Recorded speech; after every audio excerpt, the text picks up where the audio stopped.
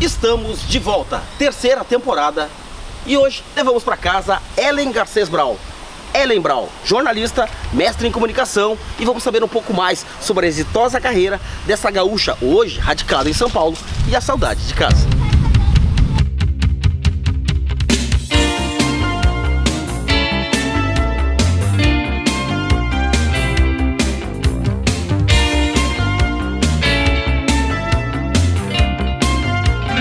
Tudo bem? Sejam bem-vindos. Então, tô te pegando aqui hoje na casa dos teus avós. Da minha avó Anitta, do meu tio Marrom, todos aqui moram aqui ainda. Nós vamos falar bastante sobre a tua família. Aqui eu passei minha infância. É? Aqui eu passei a minha infância aqui de Gravataí. E tu tá quanto tempo lá radicado em São Paulo? 3 anos, fez agora em dezembro, dia 13 de dezembro, 3 anos em São Paulo. Dá pra dizer que hoje tu tem 3 casas. Tem a casa da avó. Isso. A casa dos teus pais e São Paulo. São meus 3 lá.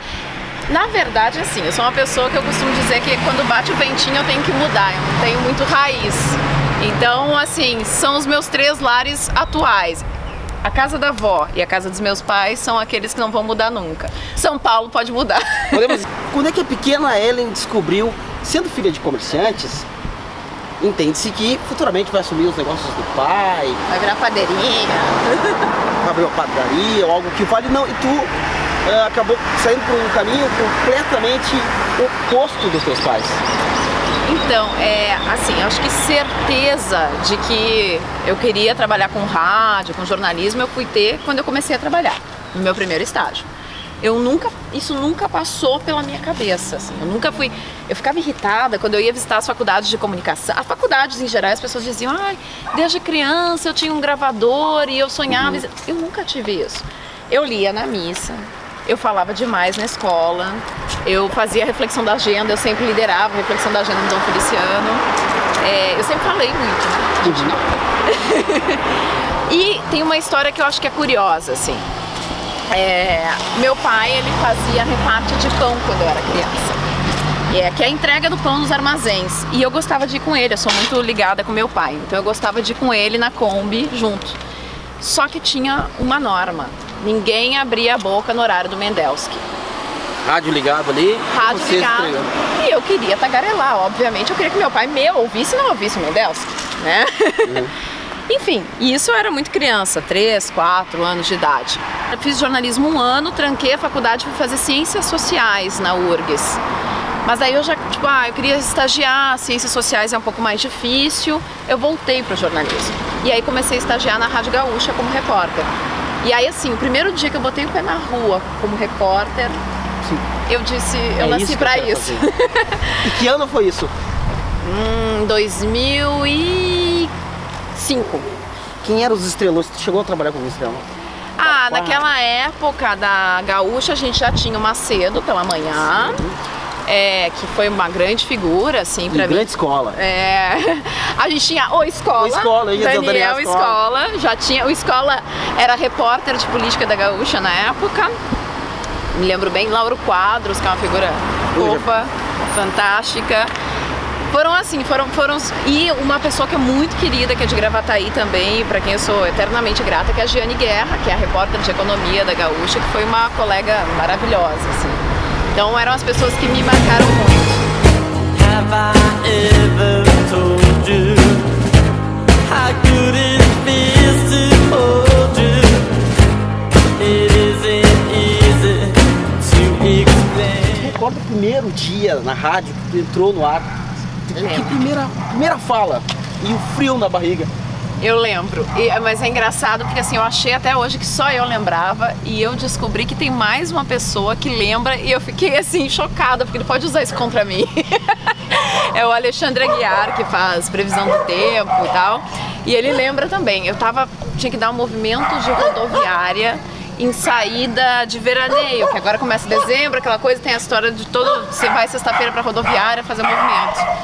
E eu achei que tudo bem, né? Que eu ia entrar na rodoviária, entrar no ar, e não me disseram a diferença de uma matéria, de entrar com um boletim, que é maiorzinho, 1 minuto e meio, 2 minutos, e a diferença de um destaque, que são 30 segundos que tu faz normalmente na abertura. Limitado, né? Isso, não me disseram essa diferença. E aí eu entrei no ar, na abertura do Chamada Geral, a trilha tocando, Osiris Marins me chama e diz: Ellen Brown está agora na rodoviária, Osiris, com aquela coisa dele, que até hoje, Ellen Brown agora na rodoviária de Porto Alegre, acompanhando o movimento para saída de feriado, não sei o que. Como é que tá aí, Ellen? E eu comecei a descrever: olha, na rodoviária de Porto Alegre, tantos ônibus, o clima tá assim, o termômetro marca tantos graus, e blá blá blá, blá blá blá. E daqui a pouco a trilha começa a subir, porque quem não conhece rádio, quando o tempo tá estourando, a trilha sobe, esse é o segredinho. A trilha começa a subir, e eu não me dei conta e segui falando. Acho que eu fiquei uns 5 minutos no ar na abertura do Chamada Geral, devaneando sobre o movimento da rodoviária de Porto Alegre para o litoral. Foi algo histórico. E depois da exitosa passagem pelas maiores emissoras do país, do estado e do país, você teve uma experiência na Rússia. Foi em Moscou. Eu fui funcionária do governo russo, trabalhei na estatal chamada Voz da Rússia, que é uma emissora que foi criada aí no período da Segunda Guerra Mundial para transmitir notícias da Rússia em diferentes idiomas. Ela chegou a transmitir em cerca de 70 idiomas. Quando eu estava lá, ela transmitia em 36 idiomas diferentes. Eu trabalhava na redação de língua portuguesa da Voz da Rússia. Foi uma experiência de quanto tempo? Eu fiquei 6 meses na Rússia. Sozinha, com mais colegas? Sozinha. E essa experiência longe de casa? Então, assim, a primeira vez que eu saí de casa, eu tinha 23 anos, assim, né? Fui morar em Porto Alegre. Saí de casa para Gravataí, Porto Alegre.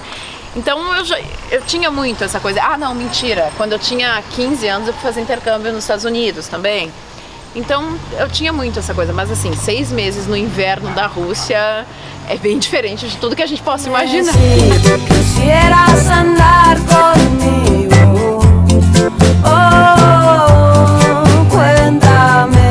Gravataí pra mim tem muitas referências, desde o Dom Feliciano, que foi um colégio fundamental para eu me fazer comunicadora, né? Eu assim, me fiz comunicadora no colégio, nas lideranças de política estudantil, de liderança de turma, de debates intelectuais, então isso foi fundamental.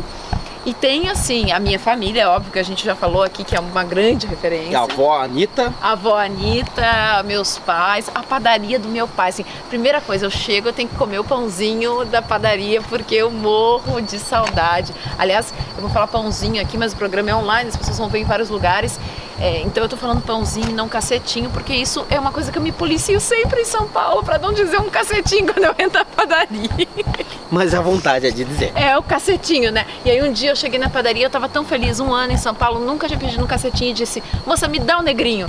A mulher não entendeu nada, né, gente? Nem negrinho tem lá, é brigadeiro. É brigadeiro. O negrinho é o brigadeiro. Ellen, eu agora fiquei sabendo que tu vem e visita a Santíssima Trindade das tuas amigas, visita, toma teu chimarrão, frequenta a cidade. E eu quero saber, primeiramente, que eu saí da casa da tua avó, tô te trazendo, te conduzindo até a tua casa. Casa dos teus pais. Quem é que espera ali agora? Olha, na minha casa é assim, meu pai, minha mãe, aí tem meu pai é o meu irmão e esse é o apelido da família aí pra ele, né? E infelizmente hoje não está aqui a minha irmãzinha, que é assim, ela brinca que eu não sou irmã, eu sou irmã dela, né? A gente é muito ligada, é muito grudada, ela não está aqui no momento. Estamos todos menos Luísa, que está viajando. Menos a Luísa. Menos a Luísa, né, que está viajando. Então assim, normalmente quando eu tô aqui em Gravataí, a tradição é ela e meu pai me esperarem com chimarrão a gente tem uma sacadinha ali, a gente fica numa área tomando chimarrãozinho na rede, assim, e é o que eu mais... Acho que é o que eu mais gosto de fazer quando eu tô aqui, assim, é sentar com eles, conversar, discutir política, falar de história e tomar o nosso chimarrãozinho.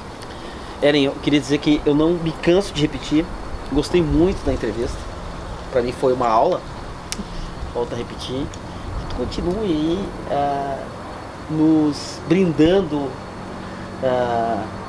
com o teu talento, com o teu profissionalismo e com esse grau familiar que é uma coisa quase que incompreensível para mim. Tu és uma mulher que mora longe, gosta de desafios, gosta de viajar, mas também gosta do colo do teu pai, da tua mãe e da avó Anitta. Sabe por quê? Porque é sempre bom estar de volta para casa. É muito bom. E a gente encerra agora te deixando em casa. Foi um prazer, foi um grande prazer Prazer meu de estar aqui com vocês. E eu encerro com o mesmo mote, te dando um abraço. Aê!